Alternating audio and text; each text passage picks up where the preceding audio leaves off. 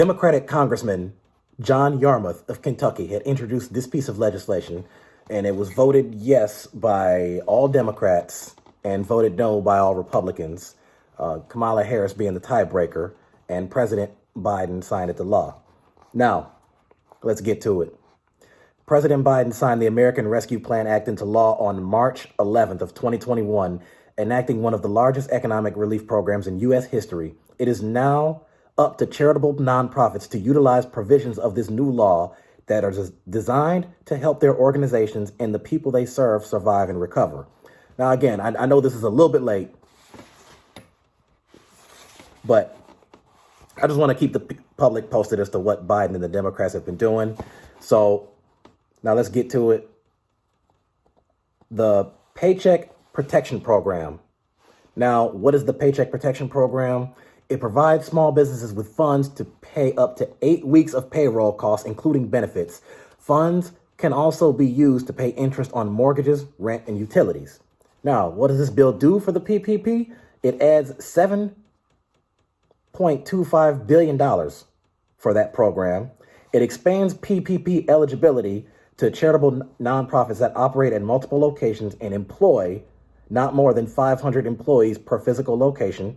It expands the eligibility to other types of nonprofits, but with a 300 employee limit per location. No changes to second draw PPP loans eligibility. The application deadline for this program is March 31st of 2021. I hope people had used that wisely, unless extended by Congress. Now, you also have this other thing called EIDL, which stands for Economic Injury Disaster Loan. Now, what is that? The COVID Economic Injury Disaster Loan and EIDL advanced programs provide funding to help small businesses recover from the economic impacts of the COVID pandemic. There are two types of COVID EIDL funding. One is COVID EIDL loan funds there are two types of COVID-19 EIDL funding. COVID-19 EIDL loan funds may be used for working capital and other normal operating expenses. Now, what did this bill do for that? It included $15 billion for the targeted EIDL advance program. It instructs SBA, Small Business Administration, to spend $10 billion in payments to covered entities that did not receive full amounts to which they were entitled. So, again, and you know what's so funny about this, and I had just mentioned it, the legislation also approved by the Transportation and Infrastructure, Small Businesses, and House Veterans Affairs Committees. It was also approved by that. On February 22nd, the House Budget Committee voted 19-16 to advance the bill to the House to a floor vote. The bill passed the House by a vote of 219 to 212 on February 27th. All but 2 Democrats voted for the bill and all Republicans voted against the bill. Now, it says the House of Representatives voted 218 to 212 to approve its version of the budget resolution. A so-called vote-a-rama session started 2 days later after the resolution was approved, and the Senate introduced amendments in the relief package. The day after, here's what I was trying to get to. The day after, Vice President Kamala Harris cast her first tie-breaking vote as vice president in order to give the Senate's approval to start the reconciliation process, with the House following suit 219 to 209 to agree to the Senate version of the resolution. Isn't that something that she had to, do that tie-breaking vote, because at the time we had 50 Democrats and 50 Republicans, although I really say it was 48 Democrats to 52 Republicans, because 2 of the Democrats we have in there are not really Democrats. They're just Republicans in Democrat clothing, but I digress a little bit. So, I mean, again, I don't see how one could argue against. Here's another thing. Paid leave tax credits for employers. Extends through September 30th of 2021 the refundable payroll tax credits for paid sick and family leave originally established in the Families First Coronavirus Response Act and voluntarily provided by employers. Increases the amount of wages for which an employer may claim the paid family credit in a year from $10,000 to $12,000 per employee. Expands leave to cover obtaining vaccinations and any resulting injury or illness related to vaccination. Individual and family tax credits. Child tax credit increases the basic child tax credit from $2,000 to $3,000 per child and provides an additional $600 for children under age 6.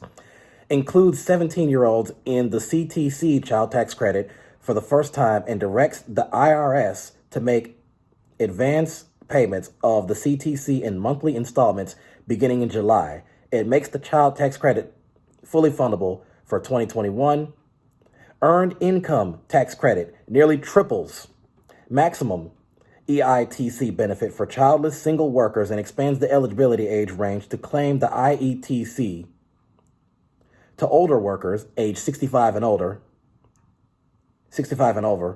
and younger workers to age 19 from 25. Child and dependent care tax credit expands the credit to enable families to receive up to $4,000 for the child care expenses of one child and up to $8,000 for two or more. Unemployment insurance and self-injured employers extends through September 6th of 2021. The federal payment for a portion of unemployment costs of reimbursing nonprofits. The federal coverage is 50% through March 31st and 75% from April 1st to September 6th of 2021. It extends the ERTC, Employee Retention Tax Credit, extends it through December 31st of 2021. Shuttered Venue Operators Grant Program includes an additional $1.25 billion, repeals prohibition on applying for funds under both the PPP and SVOG, allows SVOG applicants to reduce the grant value by the amount of a PPP loan received in 2021.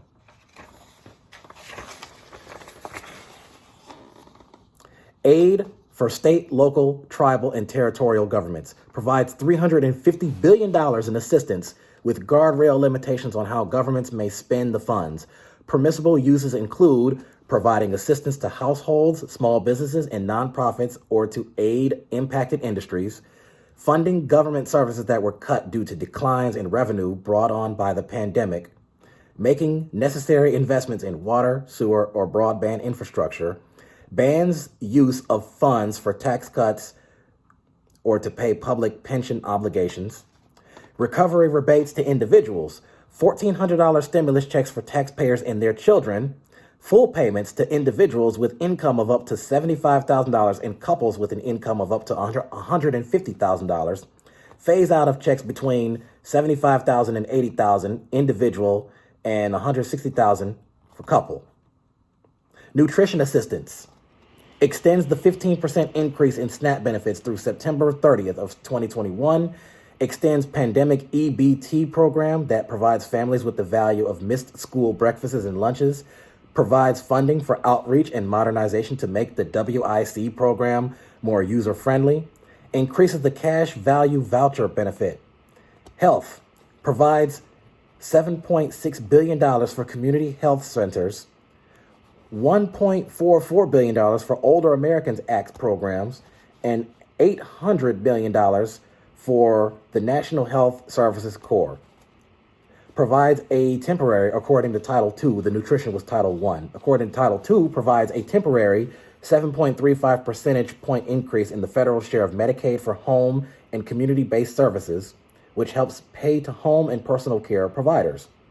Education, according to Title II, provides $125 billion in funding for K-12 schools, including $2.75 billion for states to provide services to non-public schools that serve a significant percentage of students from low-income families. Provides $40 billion to colleges and universities, with half donated to emergency student financial aid aid grants, and half available to defray lost revenue and increased costs due to adjustments needed in response to the pandemic. Provides $39 billion for child care, including $24 billion for child care stabilization grants and nearly $15 billion for it was cut off right there, That was cut off right there, actually, so I couldn't tell you the rest of that right there. Provides $350 million in additional funding for Child Abuse Prevention and Treatment Act programs. Cultural provides $135 million each to the National Endowment for the Arts and the National Endowment for the Humanities. Includes $200 million in funding for libraries through the Institute of Museum and Library Services. Volunteerism, according to Title II, and then there's one more after this, I'll wrap it up, provides $1 billion to the Corporation for National and Community Service, AmeriCorps, to increase the number of participants in stipends. Wow. And according to Title III, this deals with housing, provides nearly $22 billion in emergency rental assistance to augment funds provided in December, includes $5 billion for communities to provide supportive services for families and individuals experiencing homelessness. So this is what pretty much every Democrat voted for and every Republican voted against. Now, I don't know what's worse. The idea of the fact that Republicans voted against this, or the fact that people continue to vote for those same Republicans knowing that they voted against this. That would help a lot of those people. So I'm telling you, you don't believe me? Go through the congressional websites or just check the records of these Republican senators and Congress people and see how they all went against this. Mitch McConnell, Ted Cruz, Rick Scott, Mitt Romney, they all went against it. Matt Gaetz, Jim Jordan, Marjorie Greene, Lauren Boebert, Devin Nunes. Actually, no, I'm mistaken. I don't think Devin Nunes is there right now. Who is it? What's his name? You have Matt Gaetz, you have Jim Jordan, you have a few others. Josh Hawley and Ron Johnson, Tom Tillis. I mean, the list goes on and on and on. So I just want to let the people know that this right here was introduced by a Democratic congressperson. It passed the Democratic House, led by Democratic Congresswoman Nancy Pelosi, Speaker of the House. It went through the Senate. 50 Democrats vote yes, 50 Republicans vote no. And of course, to those of you who don't know, most of you do know, but to those who don't, the vice president is the tiebreaker when the Senate is a half and half. So with the vice president being a Democrat, her vote means that the bill is passed, and then the president can sign it into law, and it makes it official. So I just want to let you know that this is a success. This is a huge win on Biden, on the part of the Biden-Harris administration and for the Democrats. So I just wanted to give people that right there. That's what the American Rescue Plan was about.